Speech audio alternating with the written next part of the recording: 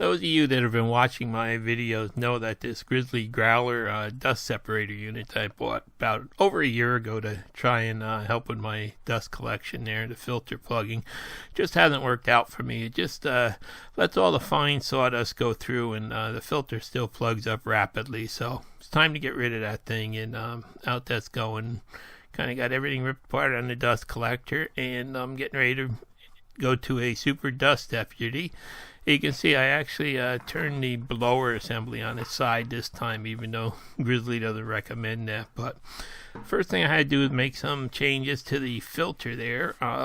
Filter only had hole on one end for because it had a bag on the other end and it was on the top, and I'm changing that around. So this is the housing that came with the Grizzly dust collector I have, and this is the original filter. So what I decided to do is I want to blow the air right through this filter from the top down and put a can on the bottom for capturing whatever goes into the filter.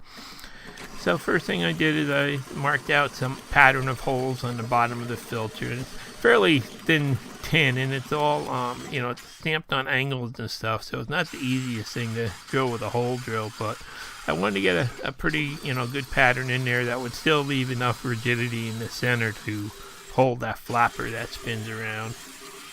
So I got the hole drilled, and then took a little sanding disc or sanding sleeve there, and went around and deburred them. And then this is the flapper that goes on the inside. I actually had to take that out and flip it upside down for this application. So I added a couple holes at the bottom there before flipping it, and you can see where the handle used to go is coming out the top there, and the bucket's going on the bottom underneath the openings there, and this flange is going to be going that way. So to mount the bucket, I set up my CNC router. I didn't show that on here. I'm trying to shorten this down a little bit. And I routed out this plywood ring here and threw a couple coats of paint on it to mount on the bottom of the filter there. So I'm just going to put a little bit of silicone around it just to make sure everything is sealed good when it goes together, and I don't get dust blowing out in the air. And I already had drilled the holes in the bottom of the filter there, and I'm just going to snug everything down, and there you can see it's a perfect fit for the 5-gallon bucket that I'm going to use. And then there'll be some little clamps going around there on that bottom edge to hold it in place. Right now those bolts I have are a little bit short, and then I've got some close-cell foam that I'm going to just put around there to make sure everything is really sealed good when it's pulled up in there. And there you can see I got a perfect seal. I just have to get out and get the longer bolts for that. Then on the other end, you can see I had that thing where the handle used to go on pointing up, and I needed to make an extension. Luckily, I had an old coupling, surplus coupling out in my shop that with a 12 millimeter coupling, and I was able to drill out one side for the half-inch shaft to make that fit good. So that worked perfect and gives me some misalignment there to deal with. So that plywood top that I siliconed and screwed into the top of there to seal it off actually has a hole in the center that guides that crank handle. And this is the way it's going to go together now, with the filter facing down, and the handle will still be on top there. Then there's a plastic shield that's going to have a O-ring under it to seal everything. And I found a old trailer jack crank handle out in my shop that I decided to use for this. That gets everything inside the circumference of this top, so I can hang it from the ceiling and still access it. So basically, you can still crank it. It's a lot easier to crank with this handle on it than that old pipe sticking over and around the side. And this is basically it. I turned it into a filter that could be remote mounted, and that will actually blow the dust down through it instead of blowing in a dust bag and stirring that all up and pushing it up in the filter. And then there's this one clamp that goes around there, and I did add a couple other clamps to it. So you can see there's like a flange that should kind of help the sawdust to get blown right through it. And then in the bottom of it, I was going to add another set of flappers, so I made some of these polycarbonate out of some Lexan, some pieces, flappers, to go down in there. And those 2 holes that I had drilled a little while ago, I'm going to put some bolts through and bolt these 2 flappers on there. And they're basically just to make sure that anything that comes down off the filter gets pushed into those holes to go down into the bucket there. So you can see that just a little wiper for the bottom. And that's all done, and now it's time to just make some clamps to hold the bucket up onto there. And I had some 5/8, some old clear 5/8 thick PVC that I just took over to the bandsaw and started cutting up to make my clamps. I find the bandsaw works best for this type of material because it doesn't move real fast. It doesn't get real gummy and gum everything up. It cuts really nice and does a clean job without a lot of heat. So that's the start of the 4 clamps that are going to hold the bucket. I really only needed 3, but for some reason I put 4 on there. And they're really easy to make, you can see. Then over to the drill press, and I needed just a hole drill through there so it could slip over that long carriage bolt that comes down through the bottom. And the knob will go down on the bottom of that. At the same time, I went out in my shop and I had a piece of this old C-channel laying around to make everything adjustable and some brackets, and I just cut a couple of straight pieces to hang it and hung that from the ceiling there with a couple of bolts. Then I took the filter outside and did a final cleaning on it to make sure it was, good and clean, and I just kind of tried to blow it all out and get it cleaned up. And there's that O-ring that goes up in that countersink there to seal that top shaft that gets screwed on after the shaft goes through. And I made a couple clamps to actually hold that filter to make sure it can never slip down and fall out. So there's the clamps on the bottom that hold that 5-gallon bucket. You just loosen them up, turn them 90 degrees, and the bucket drops out in a second. It's a lot easier than messing with one of those bags that, it's, a strap in a bag that always leaks. And there's those little safety clamps that I put on there to help hold the filter so there's no way it can ever shake loose. And you can see this handle really does work a lot easier than that old big pipe one that you just couldn't get around the back. And I hung that seat channel up there, and everything's all in line now and ready to go. And I did run out to Lowe's and pick up some pipe flanges and a couple pieces of 7-inch pipe and stuff. Put on my mask and headed out. And when I got home, my dust deputy was there. I ordered this on Amazon. I'll put a link in the description. And as everything that gets delivered from the USPS, there's a hole in the box. But it was just basically a very expensive piece of plastic that's supposed to work good. Comes with an adapter there for the 5-inch input and some bolts and a seal. My first question was, how's it going to fit up on here? Because I didn't buy any adapters. And guess what? It turned out to be just a perfect fit for my 2-horsepower dust collector unit there. And then it was time. Once I knew everything fit and I could get some measurements, time to make a bracket to actually support the bottom of it. So for this, I just used some scrap 3/4-inch plywood that I had left over from another job. And you can see I really enjoy that Craig extrusion on that Incra jig. What a difference it makes. And then it's time to just kind of lay out my pattern on it. And I'm going to cut. And I'm going to do some rough cutting over at the bandsaw there, just hack that outside radius out. I've got a 5/8 thick blade, wide blade on there, so you can't really get a good tight radius, but it doesn't really have to be perfectly tight. And you can see I drew that pattern on there twice because I found a void in the bottom on the other side. So I was over to the sander, and without a dust collector on this thing, it makes a ton of dust. The whole shop was full of dust in a second. But that's one of my favorite tools. And then over to this little old Harbor Freight scroll saw that it doesn't get a lot of use in the shop, but for times like this when you need a blind hole, it works good. Then the Dust Deputy came with, this is a Super Dust Deputy 5-inch, came with some gasket tape that goes on the bottom. And you just have to go around the bolt holes there, make sure you stay inside of them and go around those little ribs that are molded in there. And the bolts they shipped with it actually were short for 3/4-inch plywood. They're made for a steel top, I think. and I just I just mounted it with some nuts and bolts that actually go right through there. And then it's just a matter of just trying to tighten a little bit at a time and pull it down so you don't really deform the flange on the plastic dust deputy too much, but you want to make sure you got a good seal on it. Oops, there goes that wrench. So I just, pulled it down a little bit at a time, made a couple passes around, and then at Lowe's I found these it's an 8-inch flange. It comes with self-adhesive gasketing on it and stuff to use for the drop-down hose for my dust collector basket, and that fit right over the outside there, and they actually stuck on good and really made a good seal. I was surprised for like $8 a piece compared to, you buy the dust deputy ones, they're like $26 each. So I drilled a couple extra holes in the flanges just to make sure I had enough hardware in there to get a good seal. And then there was one seam where they wrapped it around that wasn't perfectly tight, so I siliconed that up good. And there you can see I threw one more piece of wood across the back of it, and it just fit perfect.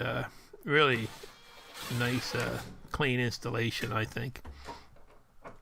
And then just a couple, I used the Craig screws for all this kind of stuff into that backing mount for it.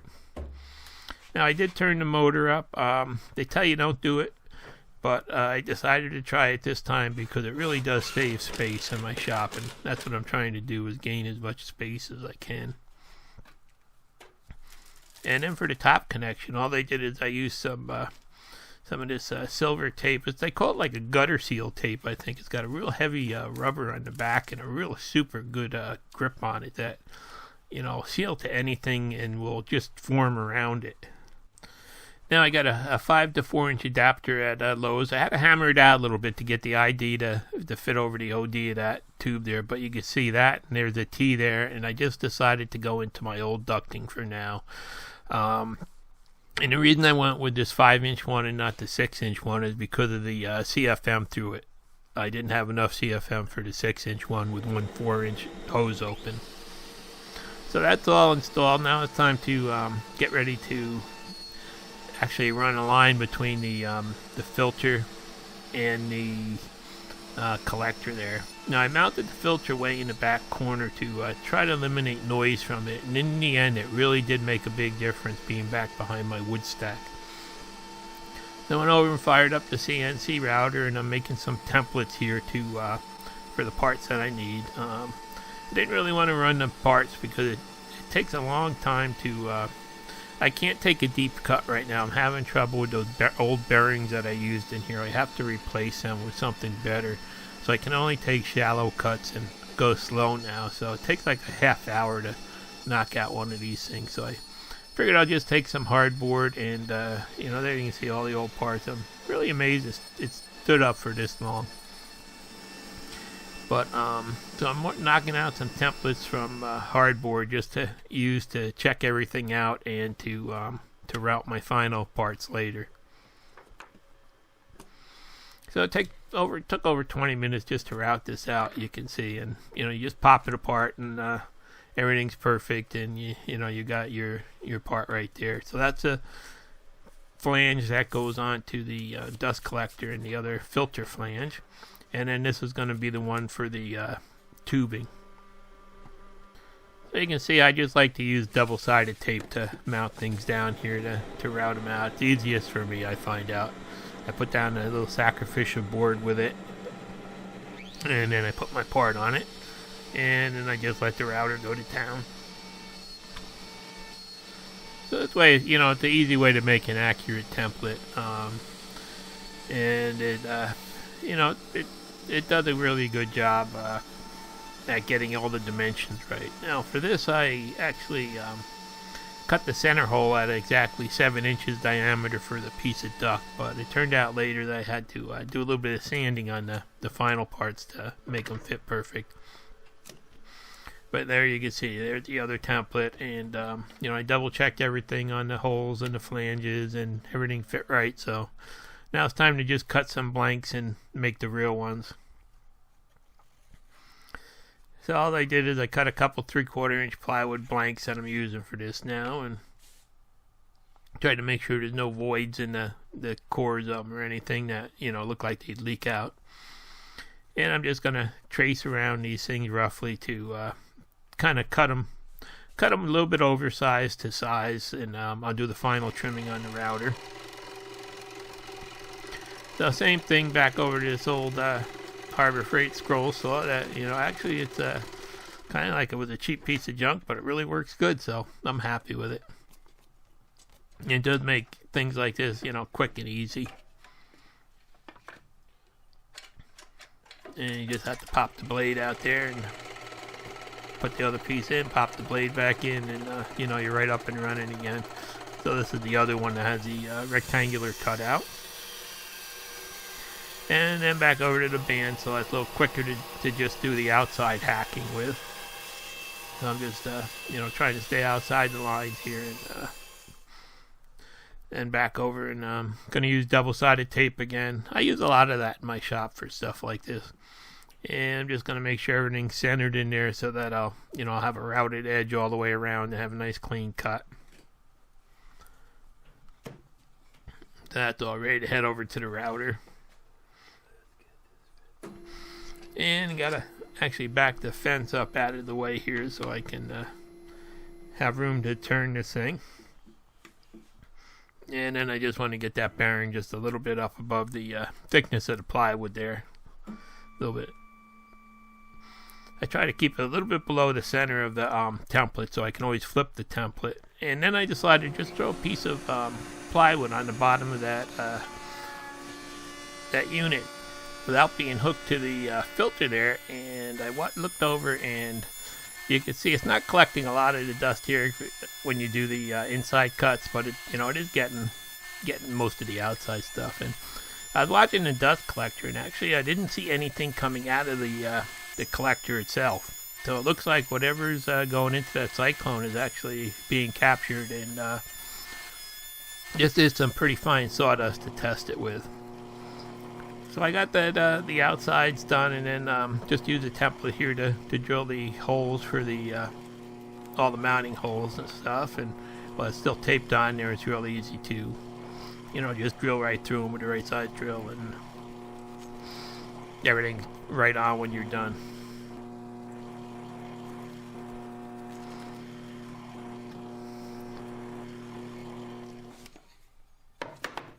So once all the holes are located and everything, it's just a matter of breaking it apart. And I put a lot of double-sided tape on to be safe, and I find it at my dollar store, so it doesn't cost me much. So I have to pry it apart there a little bit, but there's the first part, and you can see it's a identical part. It took a heck of a lot less time to make than if I had to run it on the router again. And here's the other one. Same thing, just prying it apart. And then I wound up having to do a little bit of sanding with the spindle sander on the inside diameter to get a perfect fit on the pipe. It was a little bit slightly oversized, but you can expect that. Then it's time to go back and finish the other two parts now that I know these are good and they work. And you can see the dust collector, the stuff on the outside, it gets a lot of it, but doesn't get it on the inside. Then I need to put a counter bore in the face of these parts here. So what I did is I took and I drilled through with a drill, and then I put a dowel in to locate it, and then I just switched over to a Forstner bit, and I'm able to do the pocket there and accurately locate it. And first time I didn't quite have it the right depth for the carriage bolt. Had to set the depth stop a little bit, but you can see it just goes over that dowel. Luckily it was a 1/4 inch hole, so everything was easy to do. So once you do that, once you got it located like that, it's real easy. You don't have to fiddle or worry about a drill moving when you just pick it up on a piece like that.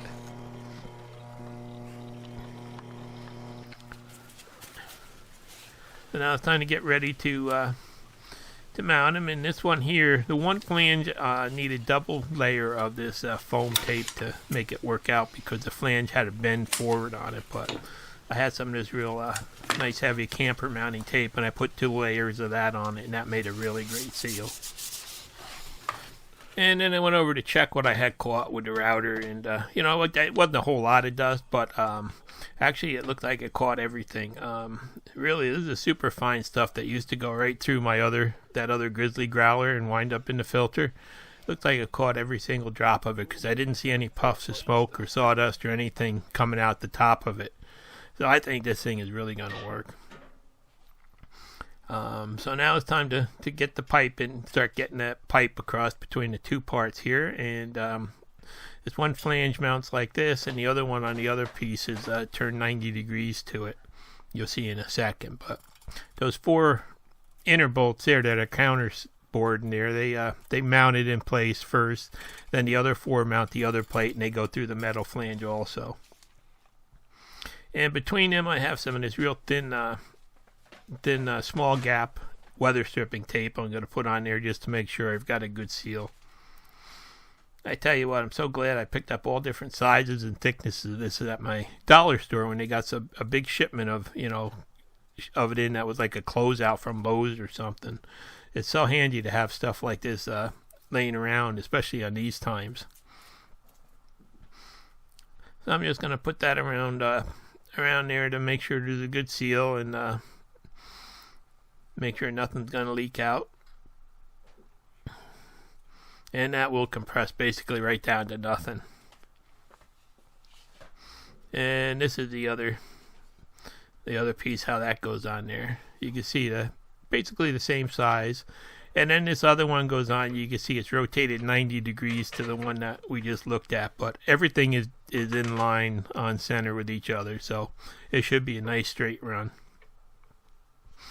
The same thing, the 4 bolts go in to hold it in place, and then I put the seal on that also. And now it's time to get ready for the pipe. Now the pipe, I did get a perfect fit on this hole, but I went back and I put a radius on the inside of the flange because I wanted to be able to lock these pipes in there without hardware.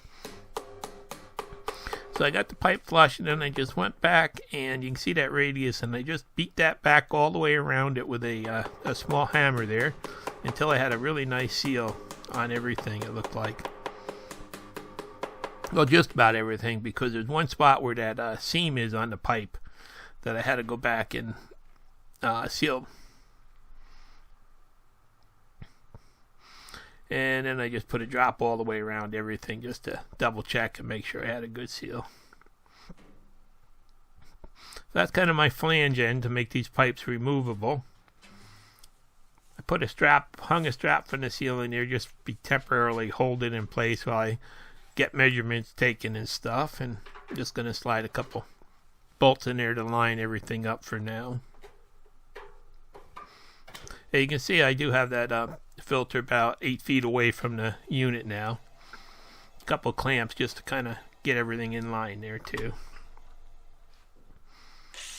And I was able to measure the second piece of pipe, and I decided to just snap it together and then go back and cut it with the angle grinder. I figured I'd get my best cut because I don't do good with tin snips all the time.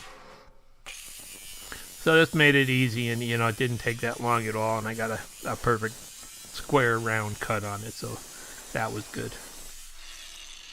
And this is just a 7-inch 30 gauge pipe that's like a standard stock at Lowe's that I wound up using. And then I had to sand the ID of the flange out a little bit to get a perfect fit on the pipe, and then just go back and put that radius in there to lock the pipe into.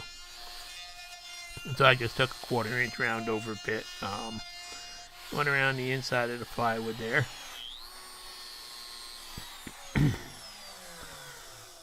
And then it's a